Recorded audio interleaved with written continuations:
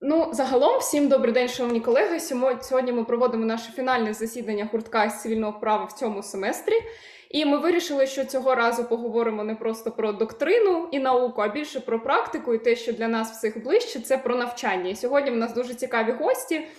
Троє дівчат, всі дівчата з різних країн, з різного контексту, скажімо так. Це Анастасія, наша колега, яка навчалася в юридичному університеті Ярослава Мудрого і потім вступила до Американського університету. Аріана, наша колега зі Сполучених Штатів Америки, та Амелі, наша колега з Німеччини. Вони всі студентки юридичних факультетів і зможуть поділитися своїм досвідом навчання, розкажуть про різниці, про те, як вони розуміють, інтерпретують навчання на юридичному факультеті, які певні культурні контексти також існують. Ну і, в принципі, не буду розкривати всі секрети, то вже дівчата розкажуть. Тому я передаю слово Інні Валентинівні. Я думаю, що їй теж є що сказати.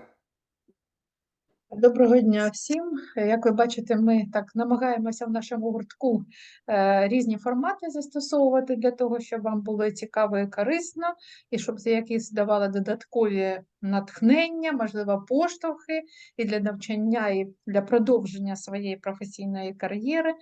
І от сьогодні дівчата погодилися завдяки Анастасії, з якою ми вже знайомі доволі довго. От я подивилася, закінчила в 2015 році, от наче це було недавно. Я пам'ятаю, згадую ці три подружки, які вчилися, і так от життя розкидало всіх. Анастасія зараз у Грузії, Ірина, подружка друга, вона зараз в Нідерландах зі мною списується, постійно тримає, як я там головну гармошку мені висала, щоб я тут пограла, щоб мені не було так скучно. Да, ну і, на жаль, ще одна подружка, вона загинула в Сполучених Штатах Америки, і досі у мене фотографія її. Олечка у мене є, дівчата мені передали її фотографії, вона там також перебувала на навчанні і на велосипеді штовхнулася з шкільним бусиком. То не навчання було, то було work and travel, вона поїхала туди, ну, типу, працювати, там, студенти. Ну так, це було на 3-му курсі, по-моєму, да, якщо я не Після помиляюся. 3-го, так. Це дуже шкода, дівчата так дружні були, до мене і додому приходили, я пам'ятаю. Ну, це такі спогади десь за чашкою чаю, але зараз у нас сьогодні інша тема для зібрання. Нове життя, нові можливості, нові подруги, нові етапи навчання. Все це, звичайно, все нас цікавить. Я знаю, досвід маю, як навчаються наші студенти в університетах Англії, в університетах Відня. От я бачила. Звичайно, що розширити горизонти – це дуже важливо і цікаво, бо нам завжди здається, що десь краще, а у нас це не зовсім так. Да, і от хотілося б все ж таки послухати, де і як воно відбувається.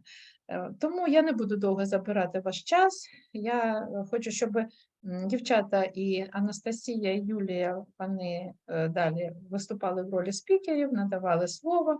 Ми послухаємо, як то воно там в Америці, як то воно в Німеччині, і порівняємо з нами і зробимо свої висновки. Дякую, передаю вам слово, будь ласка. То я пропоную спершу поговорити з Аріаною, можливо, ми її відпустимо, бо людина дуже втомилась, я думаю, там, ну, вона розкаже, там, потім ви задасте питання, потім наступна буде Амелі, і якщо час залишиться, то, може, я вам щось розкажу. Подивимось, як воно буде. Ariana, I think you can start. Tell people how you, like in couple of words, how you started this journey, what you needed to apply for law school, what experience you needed, what exams you passed. Yeah, so law school in America, basically it's a second degree that you do. It's like in a way, like either a master's or like a doctorate degree that you do after your bachelor's. So first you have to get your bachelor's degree, and then you can apply to law school. You have to take this exam called the LSAT. It's really long and it's difficult and it's not fun. But then hopefully if you get good enough scores, then you send your scores and your grades from your undergraduate degree and send it to the college, to the law schools, and then hopefully, you'll see what happens and which ones you get into. But the process is very long and expensive too. And bachelor's degree, it should be in law or whatever. Yeah, area. it can be in whatever you want. It really doesn't matter. All that they care about is that you have good grades. Uh-huh. Mm-hmm. Okay, and so you applied, you choose university, and you start studying, you come to the university. How does it start? What books you need? Who gives books? Where you get these books and the process? How much it costs? So law school in the US is 3 years long. Your first year, you have all the same courses as everyone else. You do like contracts, constitutional law, all those basic foundational courses. And then the next years you get to choose more what you want to do, but you have to buy all of your own books, which is kind of annoying. Last semester, I spent about $600 on books, and a lot of them I rented, so I had to return. And law school is very, very expensive. It's an investment. How much do you pay for renting? Is it is it more, is it better? I mean, in terms of money? A lot of times it's cheaper, but it's still expensive either way. Yeah, I had 5 classes a semester and had to get a book for each, and so it was about 600. So yeah. So tell about the classes, what you should do, how you should prepare, how professors interact with you.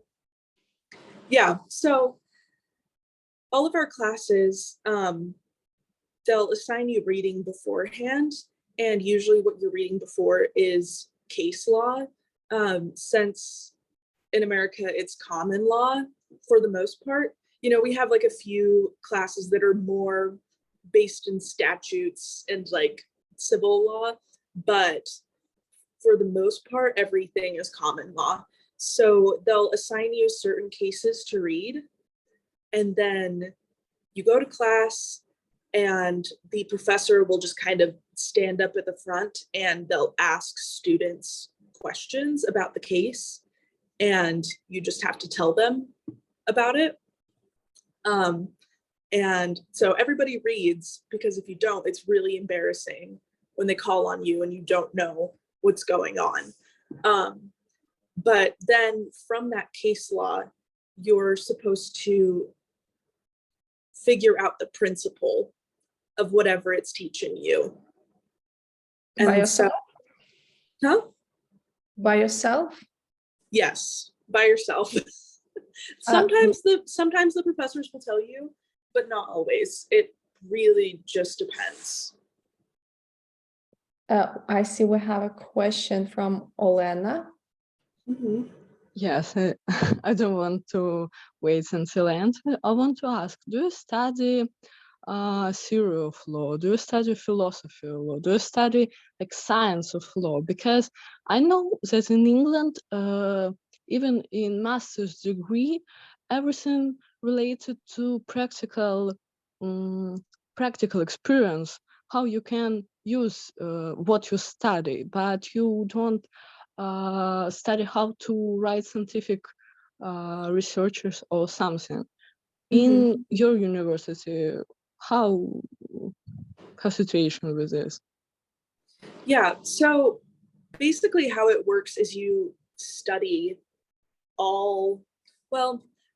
I don't know if it's theory necessarily. You study like different subjects of law. You can take classes on legal theory if you want to.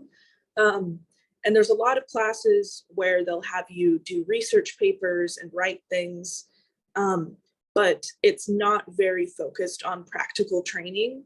Most of the time you learn how to actually be a lawyer once you find a job after school.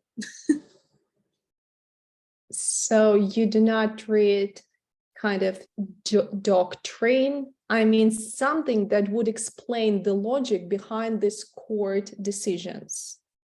Yeah, I mean, a lot of times in the books, it'll have like, they'll explain things a little bit, but that's one of the big things is that they want you to learn how to identify the principle by yourself. Yes. So they tell you how to find this rule, but they do not give you this rule. You have to come up with this rule by yourself. Yes.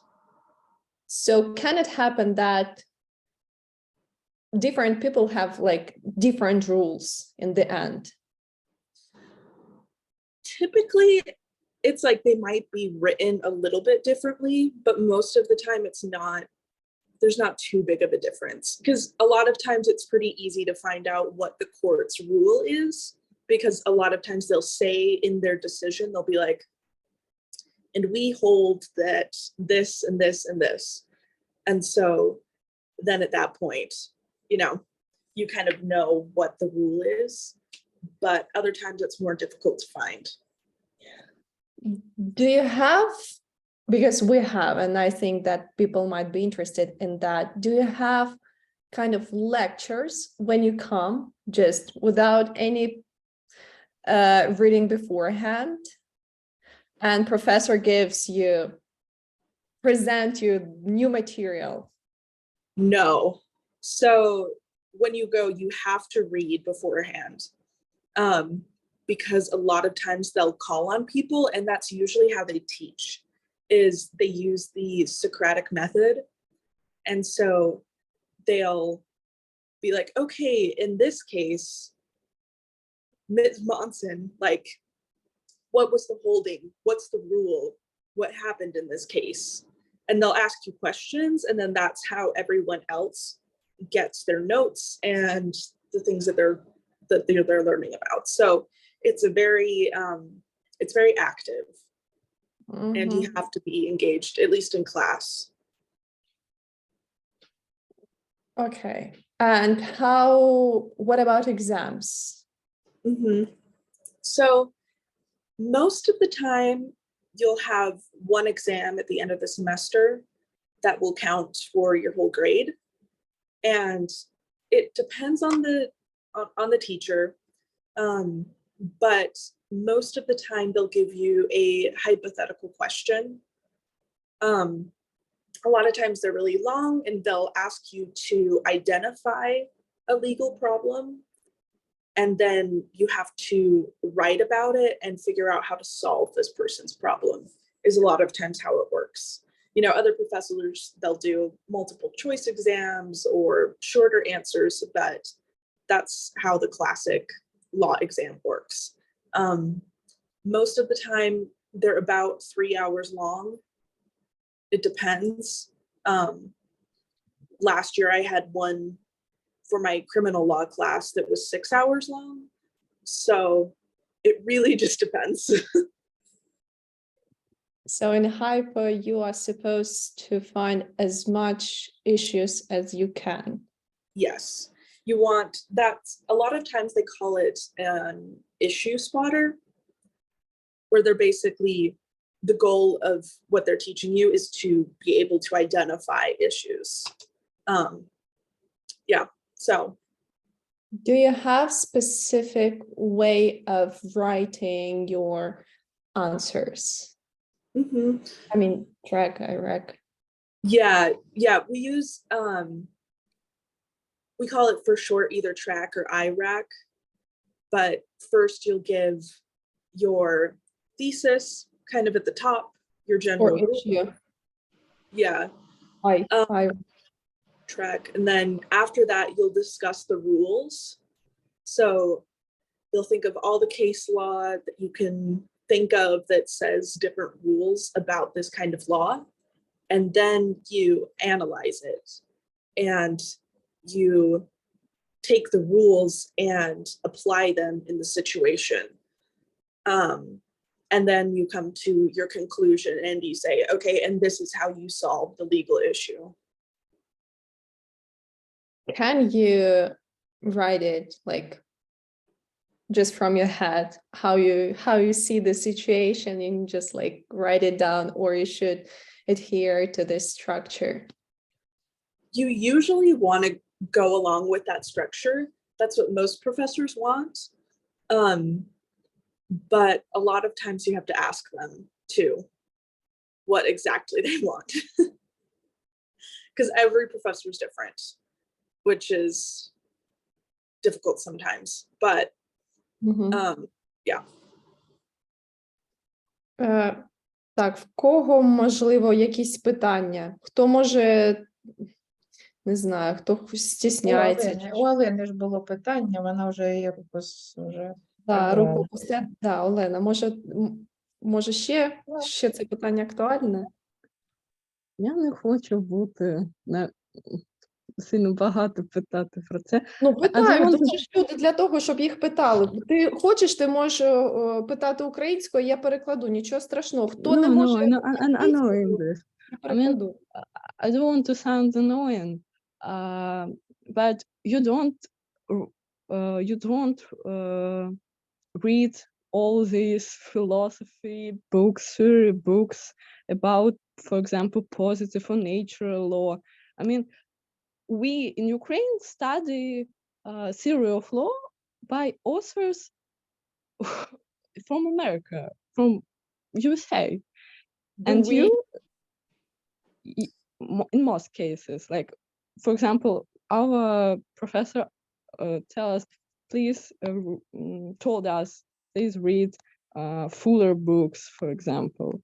So, and you, a student from United States, says that you don't read them. No, not usually. A lot of times there will be little sections from philosophy books. Like in my constitutional law class, there was a lot of, they would have different theory from people like John Locke or, you know, these philosophers of the time, but we don't read like the whole book. Sometimes we'll discuss it a little bit, but for the most part, what they're very concerned about is the case law. That's their big thing. Some classes are a little bit more philosophical than others. Criminal law was a little bit more philosophical, I would say. We talked a lot about the theory of punishment and the purpose of punishment. But yeah, it's definitely different in that way. Thank you for your answer. Okay, I can take the next. Actually, I have two questions. The first one is, what was your biggest fear when you entered the law school? So I think my biggest fear was that, first of all the people who go to law school, it's a group of very, very smart individuals. And how our grading works is we are graded against each other. And so it gets very, very competitive. And I think that was one of the things that was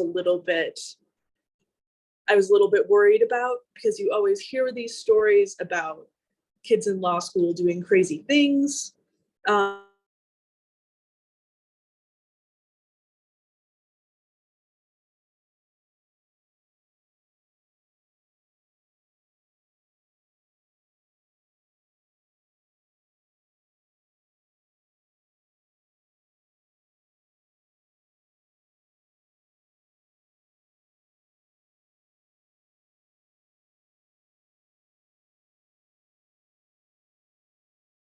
Questions in class for 30 minutes straight without a break.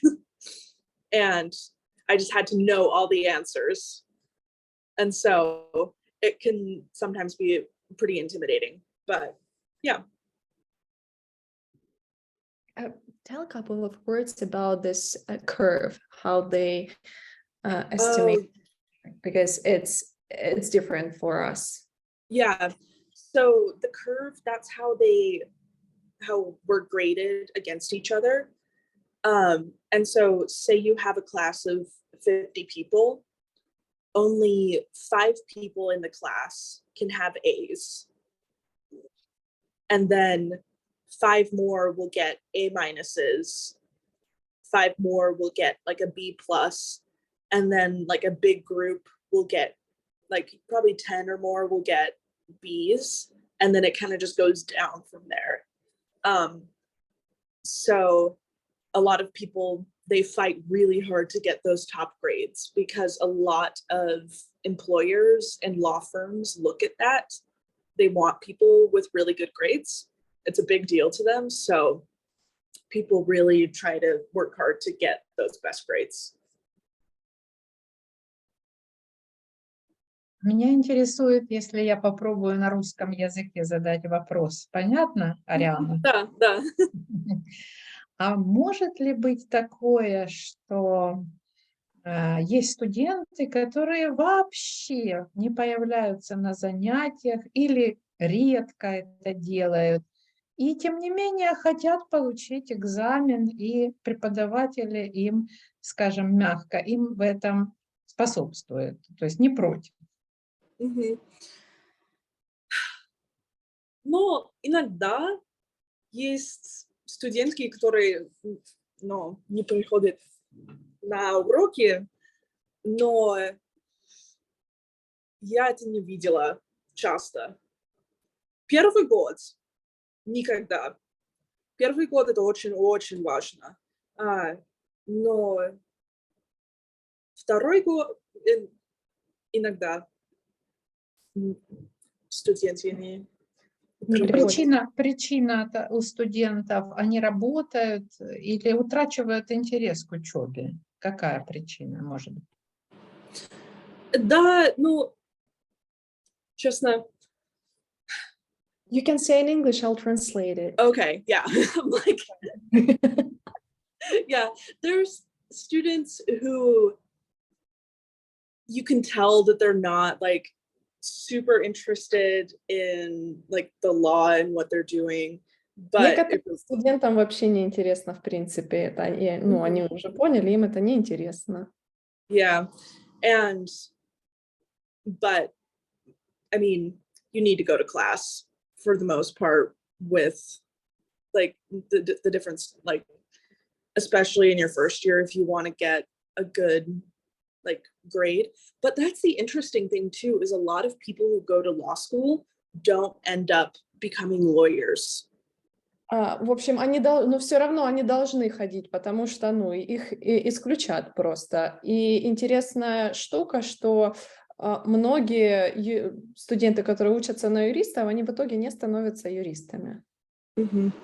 But I think that the question was because how it works for us. Some students just do not show up at the lessons at all at school.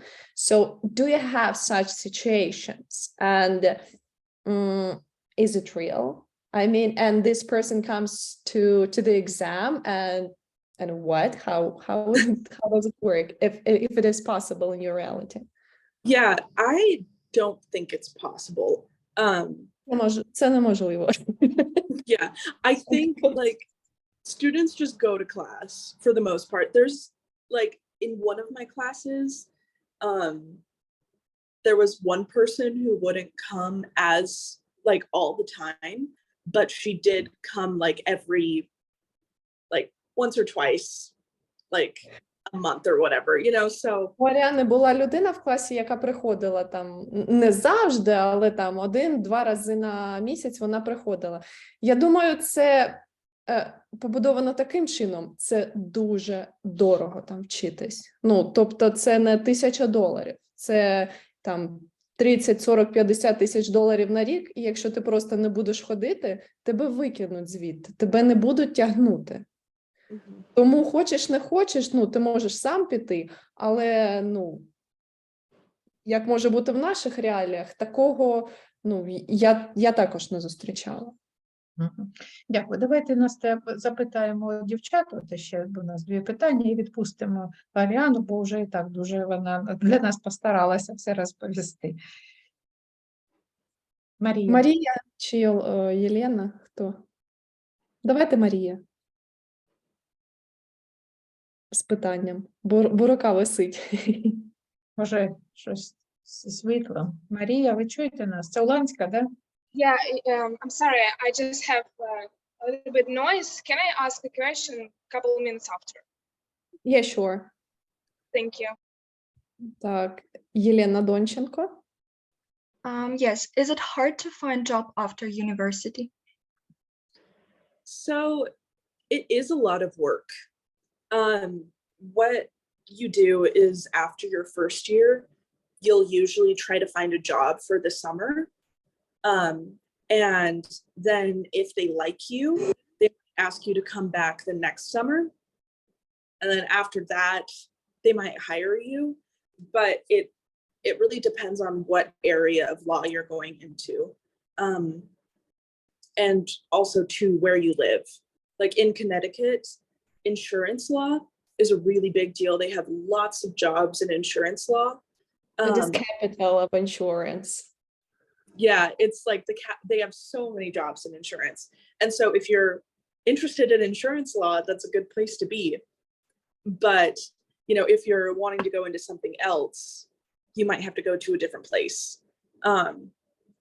But it can be difficult, and it's very competitive, especially for the very high paying jobs at big law firms.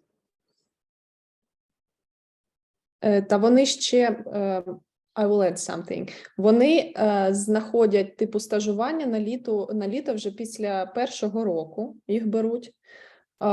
І Аріана шукала, я скажу на русском, чтобы ты тоже понимала. Ариана начала искать работу, когда зимой, да? Вот на первом курсе ты училась, зимой начала искать работу, и вот там где-то в феврале, в марте она получила как бы эту стажировку, ее взяли на все лето, и стажировки очень хорошо оплачиваются. Да. Нашим юристам, которые уже не студенты, такое не снилось, но это, да, это другая страна. И вот так вот каждый год они на лето ты уже нашла стажировку, правильно? Уже сейчас ты искала. Да.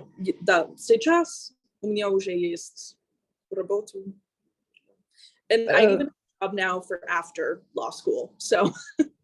So you're already done. Yeah, luckily I found something. Она уже нашла работу сейчас на лето и уже после окончания. Вот. I'm very lucky. Супер. Так, ну что, Мария, что, у нас не на связи, да? Yeah, I'm here. I have a question. Well, we are going to be all future, so we have to read a lot if you want to be smart. So my question is, how do you balance study and your life? Do you have this balance, or what do you do? You really don't that much. I didn't expect it as much, like it to be as time consuming and exhausting as it was until I got there and started it. Your first semester is the most intense. You have the most classes. They're very difficult classes. And so you're just constantly reading. I feel like I didn't have a life really during that time. But like now that I'm in my second year, things have calmed down a lot. I get to, you know, I'm like working now part-time at a law firm. And I have a bit more time to myself, which is very nice. So, yeah. And I'm sure that Anastasia can testify to that as well. Yes. Yes, it's very intense. Короче, нема балансу. Да, на жаль. Чи що це? У У кожного свій баланс, кожен його шукає сам по собі. Так, Олена, і завершуємо, тільки коротенько. Okay. Is it true that big law company with big cash flow come to, for example, university administrators when it's like undergraduate degree, and they ask, for example, a list of students who study very well, and then these companies provide a scholarship for further studying, and then under this contract, the student must work at this company. I mean, is it popular? I know of some instances of that, but it really depends. Maybe at like one of the super fancy law schools, you know, like Yale or Harvard or something. I know that that does happen. But I haven't heard of it as common, at least at my school.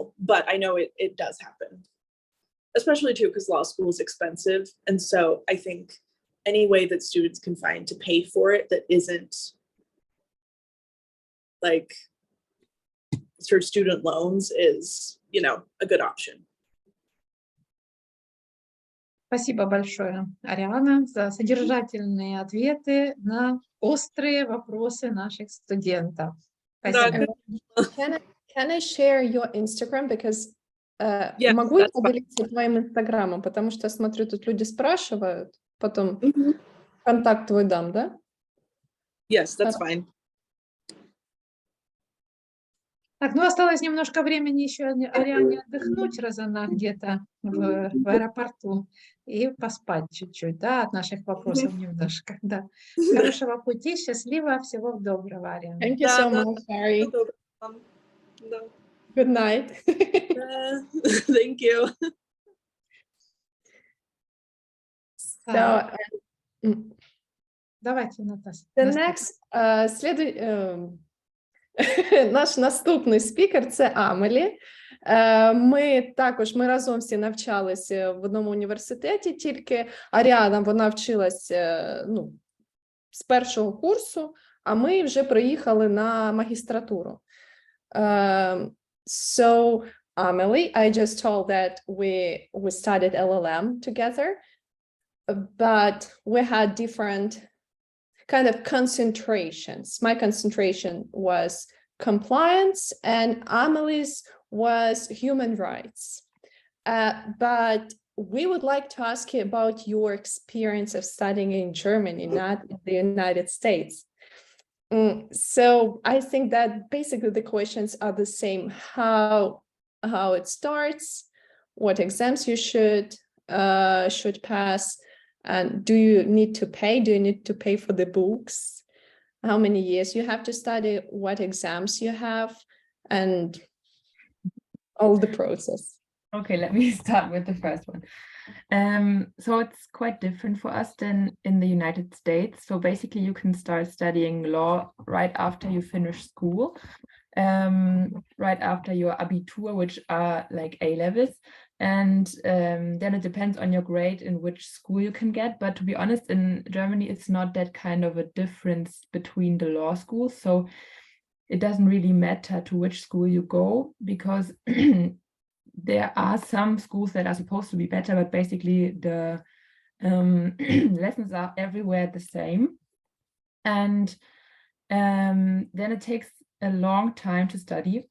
It's a process of 5 years to get your first exam, and after that you have to take a second exam, which again takes 2 years. So the first 5 years is more about studying the statutes and learning the theory and the systematic of the law. And then the 2 years after that are more practice orientated. So you go into a court and watch how people are doing things, and then you have to take a second exam.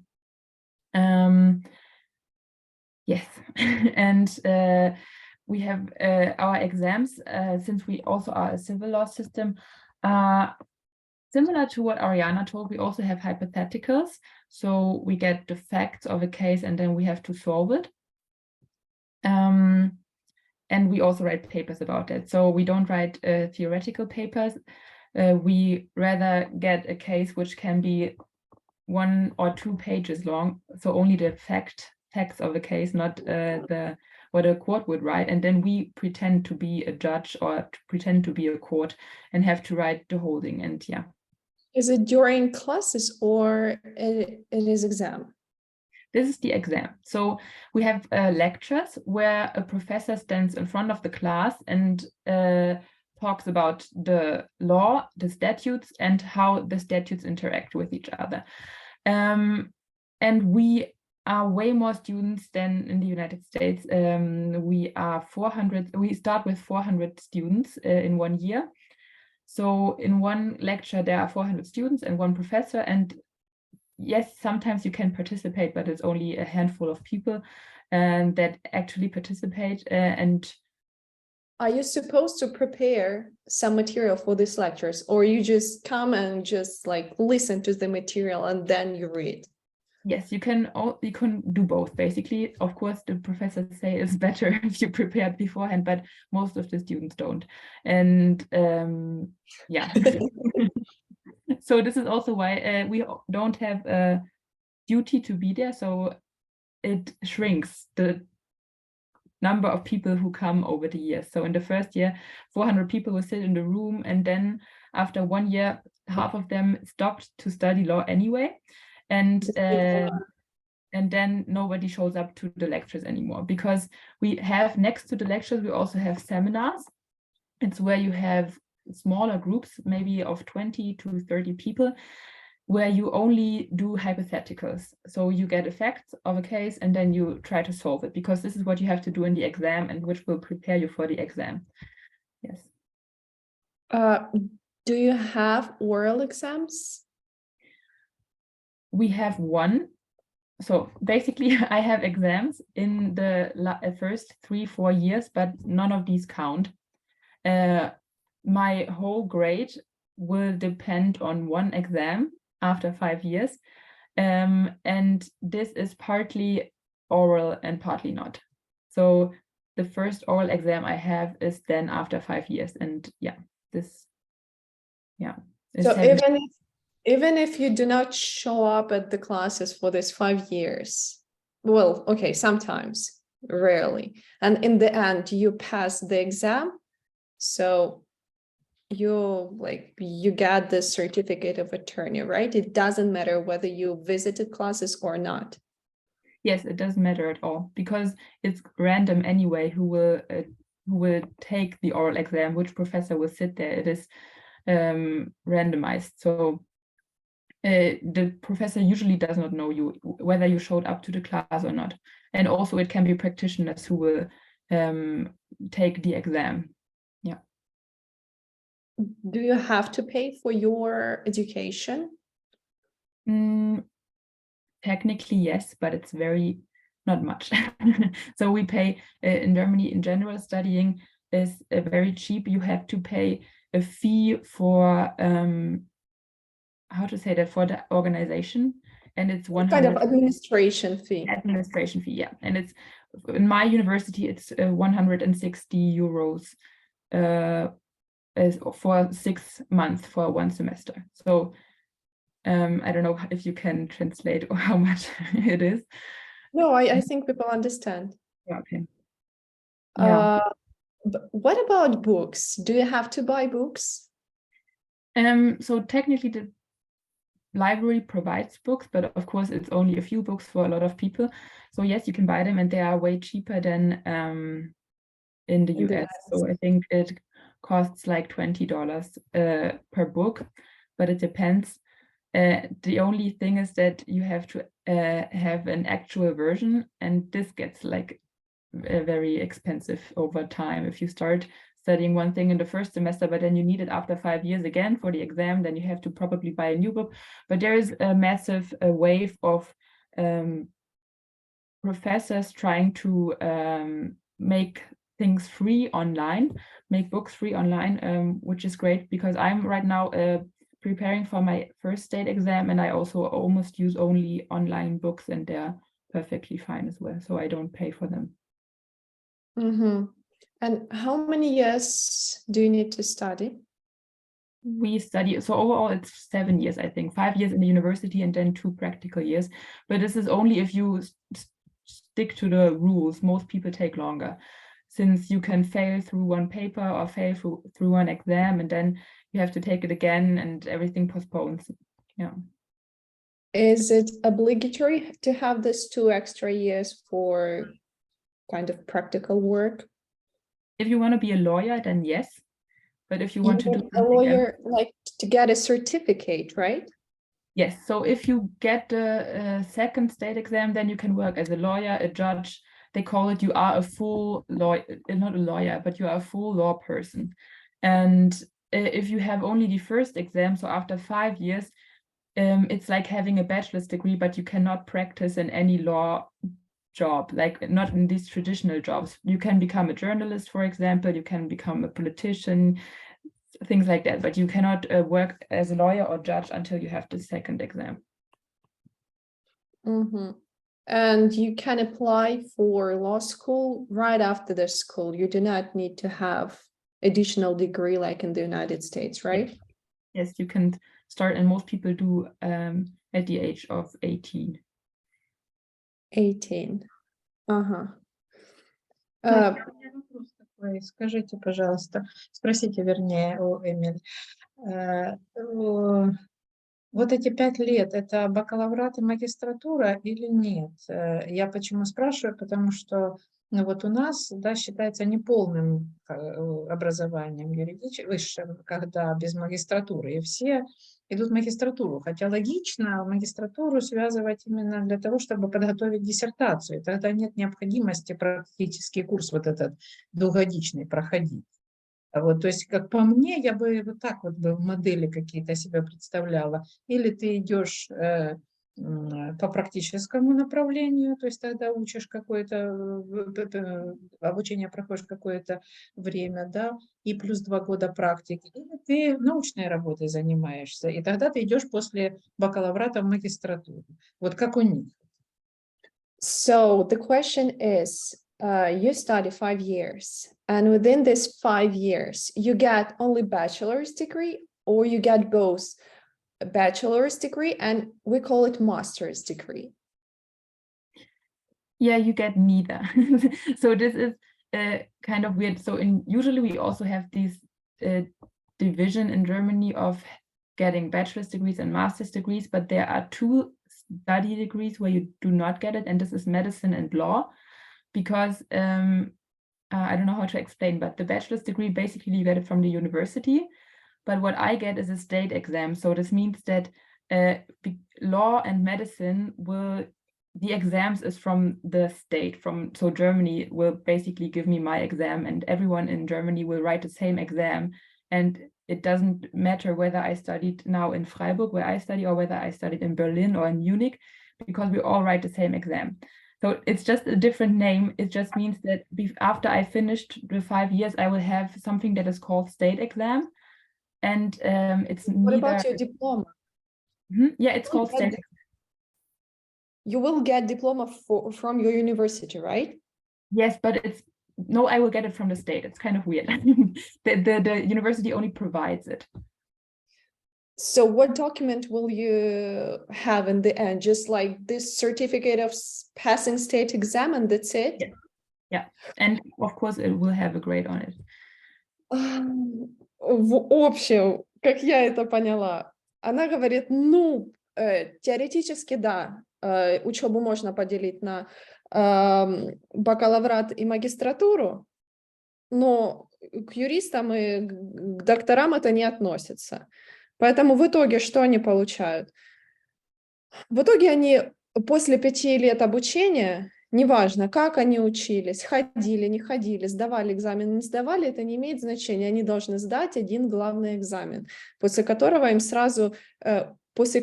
дает сертификат не университет, а государство. И, насколько я знаю, это заменяет у них вот адвокатское свидетельство, как у нас получают. У них не нужно его получать. То есть, получается, университет — это такая площадка, форум, где ты учишься по мере своих желаний и сил. И в итоге, вот насколько научился, экзамен вот этот государственный, унифицированный для всех, ну, для всей страны, для всех университетов одинаковый. И в итоге ты не получаешь степень, ты получаешь вот этот сертификат. А что тогда эти 2 года дают потом? But what about these 2 additional practical years? Why do you need them? Yeah, it's called the second state exam. So I am basically a full law person after I have both state exams. And I need it because it's hard to explain. So it's basically just to learn the practice, and it is obligatory if you want to be a lawyer and a judge. Does it make sense? You have to ask if not. После этих 2 лет они получают они сдают еще один экзамен. Но если ты не хочешь его сдавать по каким-то причинам, то смысла и первый сдавать не было. Ты не сможешь быть полноценным специалистом юриспруденции, ну, становиться, занимать там, не знаю, судья, адвокат, нотариус. Без этого никак. То есть вот это практическое обучение, оно обязательное. Причем, как оно проходит, она мне просто до этого рассказывала, несколько месяцев, по-моему, по полгода, возможно, они прикрепляются там, идут сначала к судье, прикреплены к судье полгода, а потом они идут к нотариусу, потом они идут к адвокату, потом еще там к каким-то специалистам. То есть ты не 2 года работаешь в одном месте, а ты ходишь, как бы смотришь, щупаешь как бы эти разные направления. Но это университет обеспечивает, да, этой работой прикрепления? Does university provide you with this practical work, or you have to find it by yourself? Yeah, okay, I understood how I probably might explain it better. It's like if you want to become a teacher, then you first study in the university, at least in Germany, and then you have to do 2 or 1 more year where you go actually to the school and someone supervises you about teaching the children. And we basically have the same. So after university, you have to apply for several programs. It's also centralized, so you apply at one place. For example, if I want to stay near Freiburg, then I say, okay, I want to stay in Freiburg. I will apply for my practical year there. And then I will get like the full thing. I have to work 3 months with a lawyer, where a lawyer supervises me, and I work like the lawyer does. And then I will go to a court where the judges will provide me, and then I have to sit where the judge sits, and then in the end the person will say me, okay, this is what you did good, this is what was not good, and this is what you have to improve next time. And then you also go to the general attorney, and then there is a 4th station where you can basically choose what you want to do. And I think it's to give you an insight of what you want to do, what you could do, and to just help you decide what you want to do next and what would be good. But you do not look for this job by yourself. This is a centralized program. This is centralized, except for the 4th station. Yeah. Except for? The 4th station, because this is where you can choose where you want to go. The 4th station? What do you mean? It's 4 stations, yeah. 1st station is at a lawyer's place. Then the 2nd is in the court. The 3rd is the general attorney, and then the 4th you can choose for yourself where you want to go. For example, in the administration, you could also go to look. Это централизованная программа, на которую ты подаешь заявку, тебя выбирают и делится на 4 этапа. 3 этапа суд, генеральный прокурор и что, адвокат, да? Там general lawyer, адвокат был, по-моему. Да, вот, адвокат, прокурор, суд, ты туда должен пойти, тебя прикрепят. А 4 место ты выбираешь сам, куда тебе хочется. Хочешь, пойди в администрацию, хочешь там, куда тебе хочется. То есть это аналог интернатуры, как для врачей. Вот, она это объяснила на примере учителей. Если ты хочешь учить, ты должен отучиться в университете, а потом на 2 года у тебя практическая работа с руководителем, который тебя курирует, как бы ведет. также и здесь. Ну, в принципе, понятно. И у меня, наверное, последний вопрос все-таки меня заинтересовало вот что. Если это единый государственный экзамен, то есть университет, так сказать, МАВР сделал свое дело, МАВР может уходить, то разве университет не позиционируется? Или вот разве не важно, чтобы я закончила именно этот университет, вот как, допустим, Кембридж, Оксфорд, да, Гарвард, а в Германии, что это не важно, я получила там диплом от государства, и вообще не важно, где я училась. Так ли это? То есть речь идет о престижности, правильно, Да. университет? Да.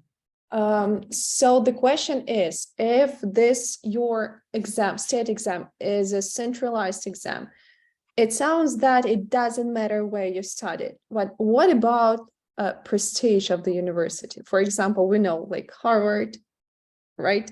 So everyone wants to go there, or Cambridge, Oxford. Is it the same for Germany? Because it sounds that it's not. Yeah, I would say it's not. So I would say we have 50 universities in Germany where you can study law. And of course, some of these universities it's harder to get in because maybe there is a good professor, or maybe it's a very old university, or maybe the city is just beautiful and people want to live there. But I would say it's 40 of the 50 universities that are very similar. And then there are some universities that are just not in a good, it's just not a good city where it's not near to anything, where people do not study as often, but it doesn't matter at all. And then of course you have in Munich, for example, or Berlin, there are better professors, but or there are professors who published more books, but this doesn't matter, that this doesn't mean that the lectures that they give are better than in other universities. So it's not like in the US at all. Нет, там такого нет, по большому счету. Что есть? Да, есть некоторые университеты, в которые сложнее попасть, потому что там считается профессура посильнее, или университет там старый уже какой-то, древний, или локация, там город, в который расположен, просто хочется там, удобно, хочется там жить, и люди едут туда. Но по большому счету нет, такого как бы все они плюс-минус как бы одинаковые. То есть это зависит от желания человека, насколько он хочет там учиться у каких-то профессоров, или хочет жить в определенном городе, или ему в принципе это не сильно важно. Хорошо, Анастасия, я вижу, вопросов нет. Подякуйте. Есть Юлия, будь ласка, вибачте. Yes, I have a question, just very simple question, but I'll explain it. Why did you choose law? Because, for example, in Ukraine, a lot of people enter law school because it is prestigious, because all of the parents are dreaming of their child becoming a lawyer.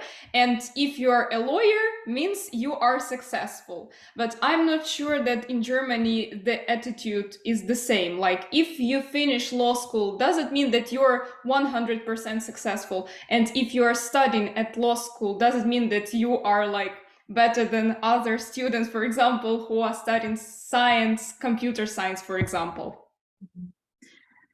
Yeah, an interesting question. I think it's also very prestigious, like medicine. But I would say it's not the most prestigious study degree that you can get. And I think people do start studying law because of several motivations. And most of them think, okay, this is a study degree where I can get paid high, this is safe, I will for sure get a job, because if I study philosophy, who knows whether I will get a job or not. But with a law, it's a very safe thing to study. And a lot of people do study it because of that. And I forgot what I wanted to say else. But yeah. It's I remember, it's not that you get paid very good with every job you do. For example, if you become a social lawyer and you help people who have not as much money, then of course you will not be paid as high. It depends. So it's not that like, so you can get I'm running, I don't know why I can't talk right now, but you can be in a firm where you earn a lot of money, but also it depends what you will do in the end. And I mean, like, It's- is it a dream for German students, for example, people who finish school, to become a law student, or that's just a general thing, like becoming a teacher? It's a more general thing, I would say. More people are even saying, "Oh, you're studying law. This is so boring." So, yeah. Я переведу тогда, Инна Валентиновна. Я задала вопрос по поводу престижности вот учебы на юрфаке, потому что у нас вот есть вот это вот «хочу поступить на юридический», и все родители мечтают, чтобы вот поступил на юрист, стал юристом, потому что престижно, будет зарабатывать много денег, и это успех стопроцентный. И Амелі говорит, что у них так нет. Это как бы общая такая программа, и далеко не самая престижная, но почему люди хотят поступить, помимо просто желания стать юристом, как бы вот этот момент как безопасности, safe thing, то, что, например, после философского факультета средняя вероятность, ну какая-то есть минимальная вероятность, что человек не найдет работу, да, по специальности, непонятно, кем он пойдет работать и так далее. После юрфака тут уже более такая крепкая база идет, что человек пойдет работать и будет нормально получать, хотя тоже не факт. Немецкий подход, основательный. But I have to say, some people say it's boring, but all of them would say, well, I have respect for this. I couldn't do it. It's very important, but I am not able to work that hard. So people think it's exhausting to study law. Они больше считают, что на юрфаке очень тяжело учиться. Мы вас уважаем просто за то, что там капец как сложно. Ясно.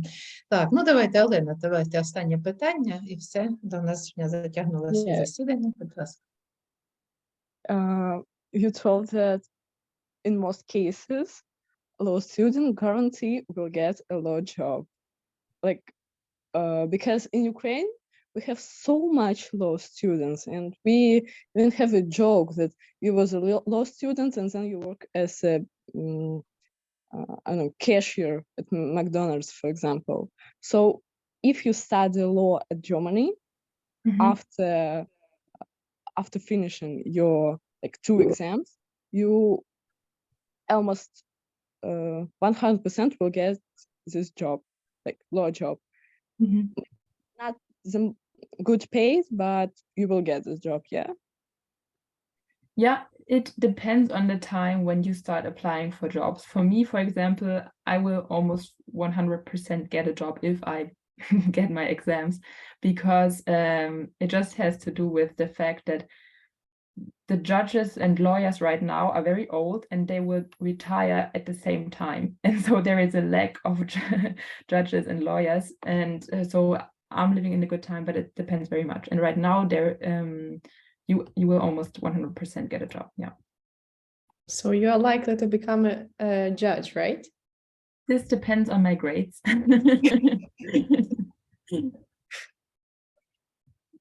Бехер. Yes. Так, ну що, подякуємо, да, Емілі, за відповіді на питання, за те, що знайшла час, да, для наших допитливих студентів. Це нам дуже цікаво порівняти. І я думаю, що, можливо, колись ще зробимо зустріч на іншу якусь тему, більш професійну, це буде також цікаво, якщо буде бажання, Олена. Maybe in the future you might be interested to meet again and to talk actually about law. So Of course. thank you so much for your time. Thank you. Have a nice day. Christmas. Merry Christmas. Да. Спасибо, дякую вам, Анастасія, що ви також доклали багато зусиль для того, щоб ми мали можливість сьогодні послухати ваших подруг, ваших колег, почути їх відповіді на питання. Це дуже корисно для всіх. Зі свого боку, завершуючи, я хотіла сказати, що в мене перше враження було в 2005 році, я була в англійському університеті, і перше враження було таке дуже дивне, всі сиділи і вчилися. Бібліотека була вся заповнена. Всі пішли в їдальню, поїли, причому багато набрали такі картоплі, багато міски такі, вони називаються чіпсами, хоча це не в тому чіпсі, не в нашому розумінні чіпсі, а така, скоріш за все, жарена картопля. І оскільки там було дуже коштовно вчитися, то вони економили і так от брали великі такі порції, їли, потім знову йшли до бібліотеки. Друге враження – це було те, що там сканер було в 2005 році. Закладалася книжка, і вона сама сканувала. Тобто не треба було листочки перегортати, це було для мене просто якась заоблачна якась технологія. Да, і взагалі вони мені здавалися дуже дивними, бо наші студенти там сиділи, спали з 5-го факультету, ті, хто в формі ходять і все. І ніякого, скажімо, натовпу в бібліотеках не було. І тому я, чесно кажучи, дуже була здивована, що побудували такий величезний корпус під бібліотеку, тому що от попиту у нас не було. Це дуже прикро це констатувати, тому що епіцентр всіх університетів – це бібліотека. І хотілося б, щоб і наша прекрасна бібліотека була наповнена студентами. Ну, тут завадили інші обставини, ви знаєте, які. І ця епідемія, і війна, але думаю, що ми якось пораємося з цим і будемо на цьому шляху далі прямувати цим шляхом. Коли я була в Віденському університеті, то також дуже я була вражена тим, що нам надали можливість подивитися, як студенти складають той іспит єдиний. Це була зала, можливо, менше кіноконцертного залу «Україна» в Києві. Він амфітеатром був зроблений, але тим не менш, величезна кількість студентів сиділи і складали іспит. Да, і хтось там чергував, ходив по цим дорожкам між стільцями секторно і просто там проглядав, щоб був порядок. Я питаю, а камери є, щоб стежити, чи не списують? Вони дуже здивовані були самому питанню, які камери? Я кажу, щоб бачити, що не списують. Він каже, у нас ніхто не списує. Оце було друге таке мене враження, убійственне для мене. Тому що припустити, що наш студент український не буде намагатися списувати, якщо така можливість є, така кількість студентів, з якими ніяк не встежиш, це для мене було дуже дивно. Тому на це ми також маємо рівнятися і розуміти, що це так. Ну, а слухаючи дівчат, я хотіла сказати, що з мого досвіду, звичайно, нарікання велике наша практика. Тому що як ми приймаємо ще відпрацювання матеріалів практики, то ми бачимо, що все більшою мірою це відбувається дуже і дуже формально і всередині навчального курсу. Можливо, ці практичні курси, які зараз цього року введені у нас в університеті, і я там викладаю, вони дадуть свій результат, і ці компанії адвокатські, вони потім візьмуть на роботу для практики, це буде дуже-дуже корисно. А якби ми і далі сприйняли цю модель, яка вже давно у нас в медичному університеті є, ми ж знаємо це, що 2 роки після в ординатурі треба попрацювати. Да і будь-яка професія, вона вимагає того, щоб вже знання свої докласти тут на практиці і відточити їх. Да? Цікаво дуже з приводу цього іспиту, бо та теорія, яку ми здаємо по білетам, вона взагалі абсолютно нікому не потрібна. Тобто, коли ти відповідаєш на конкретний кейс, то ти демонструєш і знання теорії, і знання взагалі того, що ти можеш практичні навички свої якось показати, довести. Ну, і це щодо навчання в американському університеті, того, що там приходять студенти вже підготовлені, це дуже правильно. Я вже скільки років намагаюся запровадити у нас це в університеті, це, принаймні в своїй дисципліні, яку я викладаю, це абсолютно нульовий результат. Тобто, можливо, хтось десь якось і почитає, але немає такого, щоб підготовлений був. А це якраз би підняло рівень, звичайно, студента, і він би вже мав би ті знання, які би він на рівень вище набув би вже в цій лекції, яка була би, власне кажучи, співбесідою. Але мені видається, що все-таки той підхід, який суто прагматичне надає навчання, тобто розбір кейсів і відсутність таких дисциплін, глибоких філософії права, теорії права і так далі, ця крайність мені якось не близька. Я не пам'ятаю, не можу зараз стверджувати однозначно, але десь у мене така була інформація, причому давно, що в Японії 2 роки в університетах вчать тільки філософію. 2 роки тільки філософію. Звичайно, не так, як, я не знаю, правда, як, можливо, у нас теж на вищий пілотаж філософії, але щось мені підказує, що це не так. Тобто, вчать філософію ґрунтовно для того, щоб ці філософські засади потім використати в навчанні по різним абсолютно дисциплінам. І лише з 3-го курсу йде диференціація, чи то біологія, чи то юриспруденція, чи то математика. Тобто філософська оця база, вона єдина для всіх. І тому от вирвати їх і сказати, ми будемо вивчати лише кейси, відточувати майстерність от саме на кейсах, це означає, що ти завтра залишишся без роботи і у тебе не буде системного мислення. Все-таки ми правильно йдемо, ми даємо системне мислення. І оцю роль відіграє саме філософія права, філософія, теорія права, історія. Ми знаємо це все, простежуємо, і потім приходимо вже до конкретних дисциплін. Тому от відмовлятися від цього, мені здається, це було б дуже і дуже невірно, неправильно абсолютно. У нас універсальна освіта дається в нашому університеті, і це треба зберігати, будь-за що треба зберігати. Ну, в принципі, звичайно, є чому і повчитися. Тобто і свого не чурайтеся, кажуть, да, і навчайтесь кращому досвіду, який є в американських і в європейських університетах. Я дякую всім, дякую Насті ще раз. Також запрошую, якщо буде